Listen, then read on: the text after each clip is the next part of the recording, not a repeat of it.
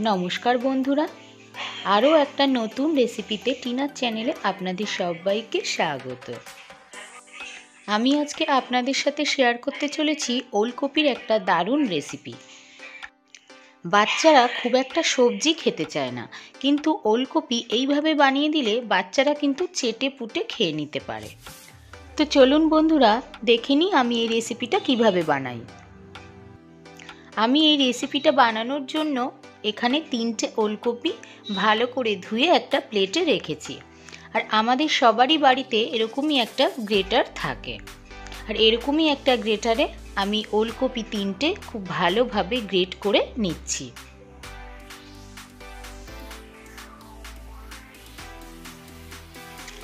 তিনটে ওলকপি ভালোভাবে আমি গ্রেট করে নিয়েছি। এবার আমি গ্যাসে কড়াই বসিয়ে খুবই অল্প 2 থেকে 3 টেবিল চামচ সর্ষের তেল দিয়ে দেব। তেল গরম হয়ে গেলে এর মধ্যে দিয়ে দিচ্ছি 4টে শুকনো লঙ্কা। তেলের সাথে লঙ্কাটা একটু নাড়িয়ে নিয়ে এর মধ্যে দিয়ে দেব 1 টিস্পুন 5 ফোড়ন। আপনারা চাইলে 5 ফোড়ন না দিয়ে জিরে ফোড়নও দিতে পারেন। তেলের সাথে শুকনো লঙ্কার 5 ফোড়ন একটু ভেজে নিচ্ছি। আর আমি একটা বড় সাইজের আলু ডুমো ডুমো করে কেটে ভালো করে ধুয়ে রেখেছিলাম, সেটা এখন তেলের মধ্যে দিয়ে দিচ্ছি। গ্যাসের ফ্লেম মিডিয়ামে রেখে আলুগুলো অল্প ভেজে নেব। আর এখন আলুতে নুন দেব না, তাহলে আলুগুলো নরম হয়ে যাবে। এবার যে ওলকপিগুলো গ্রেট করে রেখেছিলাম সেই ওলকপিগুলো এখন আলুর মধ্যে দিয়ে দেব। আর দেব 1 টিস্পুন হলুদ গুঁড়ো দিয়ে ভালো করে আলু আর ওলকপির সাথে মিশিয়ে নেব। ভালোভাবে মেশানো হয়ে গেলে এর মধ্যে দিয়ে দেব 1 টেবিল চামচ আদা বাটা, আর দেব স্বাদ মতো নুন দিয়ে ভালোভাবে আর একটু নাড়িয়ে নেব, যাতে আদার কাঁচা গন্ধটা চলে যায়। আরও এর মধ্যে 2টো কাঁচা লঙ্কা দিয়ে দেব, দিয়ে আরও একবার ভালোভাবে নাড়িয়ে নিয়ে গ্যাসের ফ্লেম মিডিয়ামে রেখে 2 থেকে 3 মিনিটের জন্য আমি এটা রান্না হওয়ার জন্য ঢেকে দেব।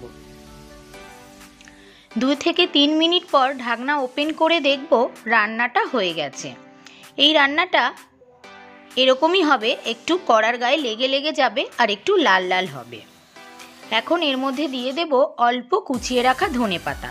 আপনাদের এটা পছন্দ না হলে স্কিপ করে যেতে পারেন। আর দেব 1 টিস্পুন চিনি। যেহেতু এটা নিরামিষ রান্না তাই একটু মিষ্টি হলে ভালো লাগে। এবার এগুলো খুব ভালোভাবে মিশিয়ে নিয়ে আমি একটা প্লেট আউট করে নেব। আর একটা ছোট্ট তড়কা প্যানে কিছু পরিমাণ সাদা তিল একটু ভাজা ভাজা করে নেব। একটু খেয়াল রাখবেন যেন পুড়ে না যায়। হালকা লাল লাল করে ভেজে নেব, ঠিক এই রকম ভেজে নিয়ে ওপর থেকে আমি এই রান্নার ওপরে ছড়িয়ে দেব। দেখুন দেখতে কি লোভনীয় হয়েছে, আর খেতেও কিন্তু দুর্দান্ত হয়।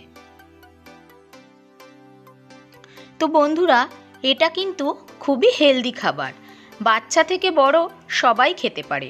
যারা খুবই তেল মশলা কম দিয়ে খাবার পছন্দ করে তাদের জন্য এটা পারফেক্ট রান্না।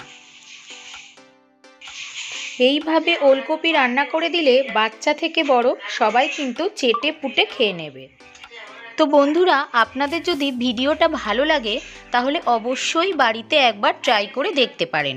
আর কেমন লাগলো আমাকে জানাতে একেবারেই ভুলবেন না। আপনারা কিন্তু এইভাবে ওলকপি বানিয়ে পুর ভরে সিঙ্গারাও বানাতে পারেন, আবার প্যাটিসও বানাতে পারেন। আপনি যদি নতুন বন্ধু হন প্লিজ আমার চ্যানেলটি সাবস্ক্রাইব করার অনুরোধ রইল। আর পাশে থাকা বেল আইকনটি প্রেস করবেন যাতে নিত্য নতুন রান্নার আপডেট সবার আগে পৌঁছে যায় আপনার কাছে। আজ তবে এই পর্যন্ত, আবার দেখা হবে নতুন কোনো রেসিপিতে। ভালো থাকবেন, সুস্থ থাকবেন। ধন্যবাদ।